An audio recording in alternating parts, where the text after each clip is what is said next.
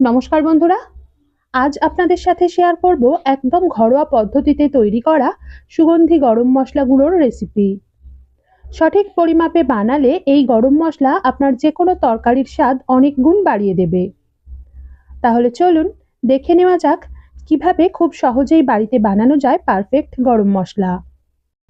প্রথমেই এখানে আমি একটা পাত্রে নিয়ে নিচ্ছি চায়ের কাপে মেপে পৌনে 1 কাপ বা 25 গ্রাম ছোট এলাচ, মুখ ফাটিয়ে রাখা 4টে বড় এলাচ এবং ওই কাপেরই পৌনে 1 কাপ বা 15 গ্রাম ছোট ছোট টুকরো করে ভেঙে রাখা ডালচিনি। এরই সাথে নিয়ে নিচ্ছি 7 গ্রাম জয়ত্রী, একটা ছোট ছোট টুকরো করে ভেঙে রাখা জায়ফল।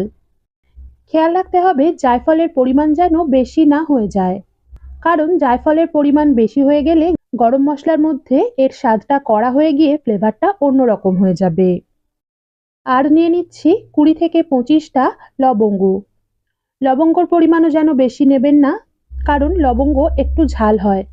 আর রয়েছে একটা ছোট ছোট টুকরো করে কেটে রাখা তেজপাতা এবং 15 থেকে 20টা গোলমরিচ।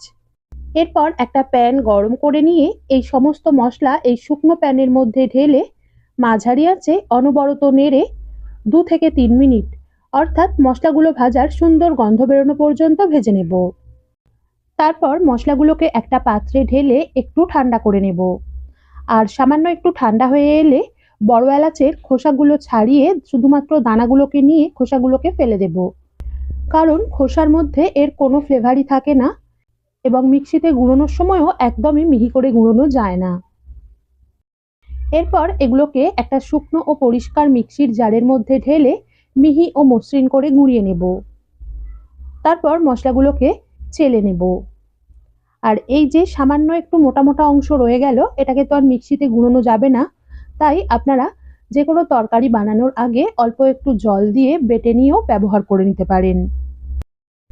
এবার এই মশলা গুঁড়োটাকে একটা কাঁচের শিশি কিংবা এয়ারটাইট কৌটোতে ভরে ঘরের তাপমাত্রায় 3 থেকে 4 মাস পর্যন্ত সংরক্ষণ করে রেখে ব্যবহার করতে পারেন।